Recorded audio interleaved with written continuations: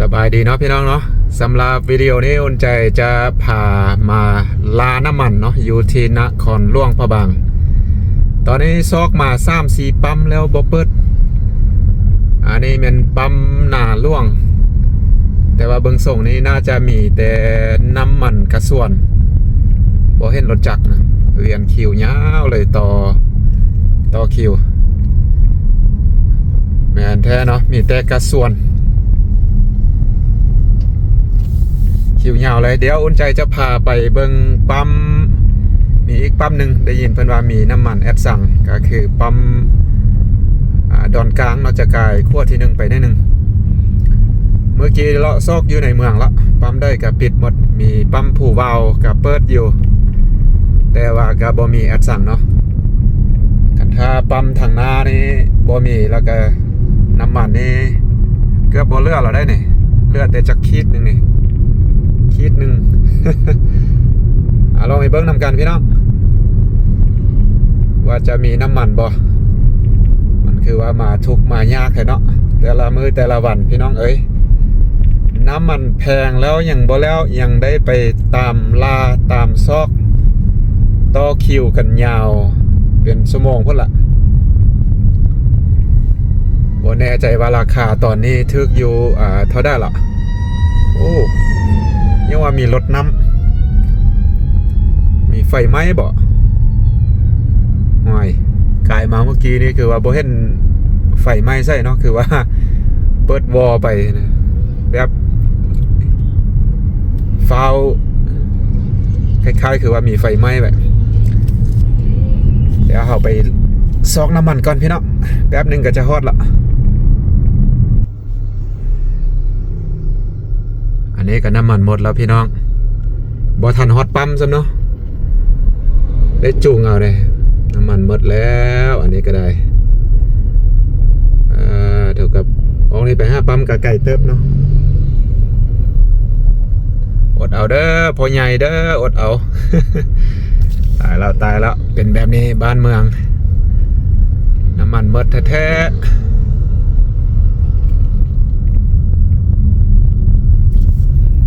ก็ยังไกลเติบเนาะถ้ายางไปออกนี้จากออกจากนี้ไปหาปั๊มน้ำมันอยู่ทางหน้าแต่ก็บ่แน่ใจว่าสิเปิดบ่ตอนนี้ปั๊มน้ำมันก็ได้แต่ว่าได้ยินหลายคนว่าปั๊มอยู่ดอนกลางนี่จะเปิดตลอดแต่ก็คิวยาวก็ลองไปเบิ่งนำกันว่าคิวสิยาวซ้ำได้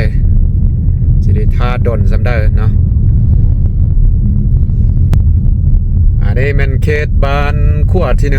1แม่นบ่เขตบ้านขั้วที่1หรือว่าบ้านดอนกลางก็ติดกันนี่แหละอันนี้น่าจะเป็นตึกที่สูงสุดอยู่หลวงพระบางแล้วพี่น้องกำลังอยู่ในการก่อสร้างน่าจะเป็นโรงแรมเนาะกำลังก่อสร้างอยู่ฮอดแล้วปั๊มดอนกลางก็ถือว่าคนโบไล่ปันได้ตอนนี้น่าจะเป็นช่วงพักกินข้าวเที่ยงเนาะช่วงพักกินข้าวเที่ยงก็เลยว่าคนน้อยลงได้หนึ่งปกติยาวไล่กิโลเลยล่ะอันนี้โบปันได้เบิ่งซองเฮาเป็นซองได้นี่ไอ้เพิ่นให้มาทางนี้ก็มาทางนี้เบิ่งไล่ขึ้นเลยพี่น้องรถมาต่อคิวตอนนี้ท่าไป15นาทีแล้วยังบ่ทันฮอตคิวพี่น้องเอ้ยขนาดว่ารถบ่ไล่เนาะช่วงนี้ยัง15นาทีละพี่น้องหน้าพุ่นยังแน่นอยู่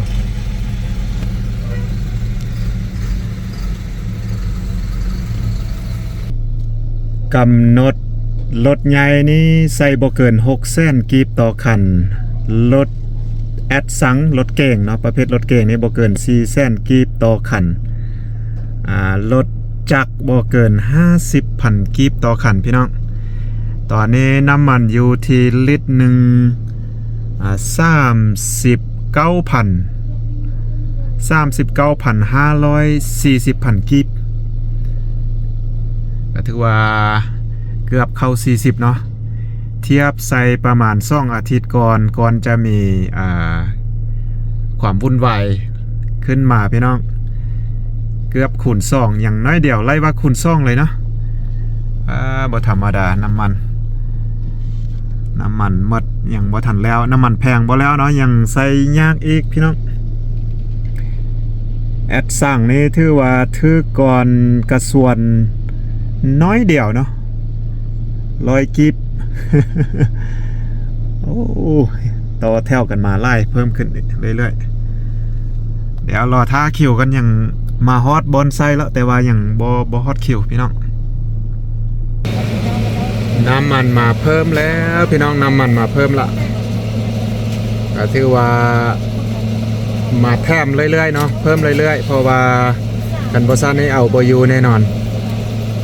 ปั๊มน้ำมันทั่วไปอยู่เขตโรงพยาบาลนี่ถือว่าเกือบบ่ยั่งแล้วเด้อันนี้ถือว่าเป็นปั๊มของรัฐเฮาเนาะเพิ่มเรื่อยๆพี่น้อง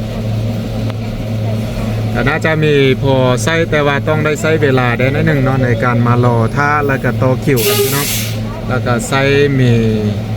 กำหนดเนาะเรียบร้อยก็ถือว่าท่าไป30เข้า40นาทีพี่น้องประมาณ40นาทีในการรอคิวน้ำมันก็น่าจะเปิดเมื่อวันละหลายคนก็มารอต่อคิวกันอยู่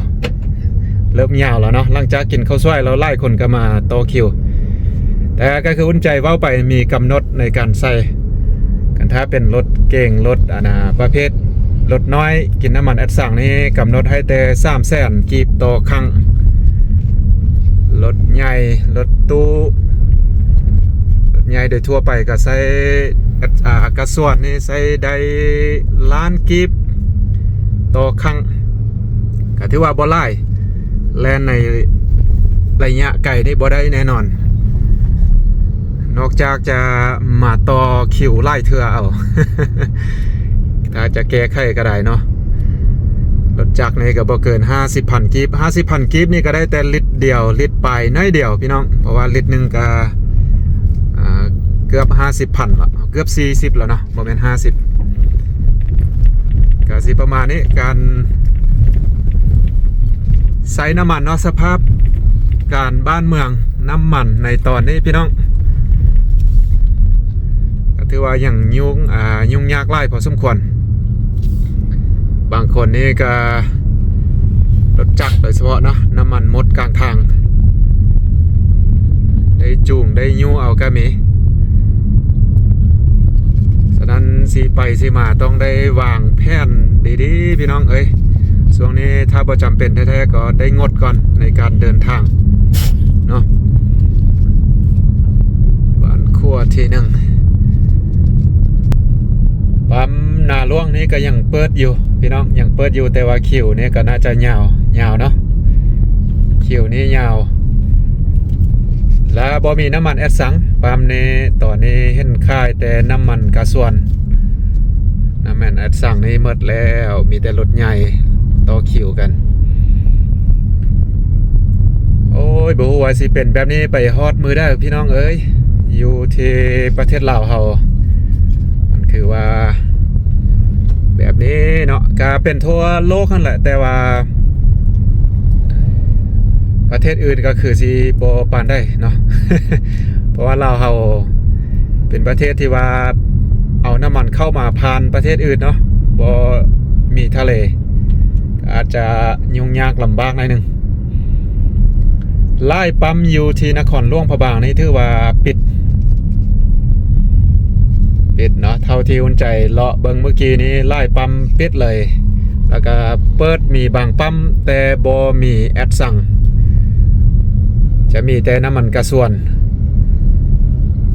แล้วเห็นว่าอยู่ปั๊มวิสุนก็เปิดแต่ตอนเช้าส่งสวยมาว่าสิไปต่อคิวแต่ว่าเห็นเพิ่นปิดผู้ว่าแรงมาสิเปิดตื่มบ่จำเป็นได้ตัดสินใจมาที่ปั๊มเฮาไซเมื่อกี้ก็คืออยู่ดอนกลางกายขั้วที่1ไปก็จะออกไปนอกเมืองหน่อยนึงแต่ก็จำเป็นต้องได้ไปเพิ่นเปิดแต่เช้าก็มีคนไปรอแต่เช้าๆเลยแหละพี่น้อง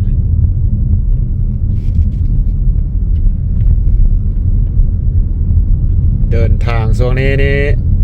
ลำบากหลายเรื่องน้ำมันบ่ฮู้ว่าปั๊มได้สิปิดสิเปิดฉะนั้นต้องได้สต็อกทั้งไว้พี่น้องให้มีน้ำมันเต็มทั้งไว้ก็ดีช่วงนี้นะเพื่อความสะดวกแล้วก็ไว้ใช้เวลาจำเป็นเนาะบัดเวลาจำเป็นนี่สิไปต่อคิวอยู่บ่ได้แน่นอนเพราะว่าเพิ่นใส่ก็มีกำหนดเช่นกันตัวอย่างว่ารถน้อยรถทั่วไปนี่ใช้น้ำมันอัดสั่งนี่3-4 แสนนี่ถือว่าบ่มีหยังละได้แต่จักลิตรหนึ่งถือว่าไปใช้ก็บ่ฮอดละพี่น้องเอ้ยขี่อยู่ในเมืองนี่ก็พอได้อยู่ผู้ซี่พี่น้องผู้ซี่ยามบ่ายปั๊มวิสุนอยู่ทางขวามือนี่ถือว่าปิดแล้วนะเปิดแต่ตอนเช้ามื้อเช้าเห็นเปิดว่าสิมาต่อคิวยาวๆก็เลยว่าบ่ได้ต่อซอยมาถือว่าปิดเรียบร้อยพระธาตุผู้ซี่แล้วก็วัดวิสุนพี่น้องก็สิประมาณนี้เนาะพี่น้องเอ้ยสภาพการบ้านเมืองอยู่ที่หลวงพระบางนครหลวงพระบางเนาะเกี่ยวกับน้ำมันก็ยังคือเก่าเนาะพี่น้องบ่แน่ใจว่าราคาสิขึ้นไปเติมซ้ำได้ก็ยังได้ต่อคิวคือเก่าไล่ปั๊มไล่บอลกาบอเปิดคือเก่าแต่ว่าก็คือปั๊มลัดนะน่าจะเปิดตลอดเนาะปั๊มดอนกลางน่าจะเปิดหมดวันนี่แหละแต่ก็ใส่มีลิมิตมีกำหนดใส่ไล่คือเก่าบ่ได้มีเงินอย่างเดียวนี่ถือว่าบ่ได้ช่วงนี้นะพี่น้องเอ้ยเว้าเรื่องน้ำมันเนาะ มีเงินน้อยเงินไล่ก็ต้องเสมอภาพโอเคพี่น้องก็สิประมาณนี้เนาะยังได้การเส้นเก่าเส้นเดิมขอบใจทุกท่านทุก FC ที่เข้ามาติดตามและรับชมก็หวังว่าท่านได้เข้ามาแล้วก็คงจะไปกดไลค์กดแชร์กดติดตามเนาะเพื่อเป็นกำลังใจให้อุ่นใจได้คลิปต่อไปพี่น้องเจอกันคลิปต่อไปสำหรับคลิปนี้ขอจบไว้เพียงสำนี้ก่อนสบายดีพี่น้อง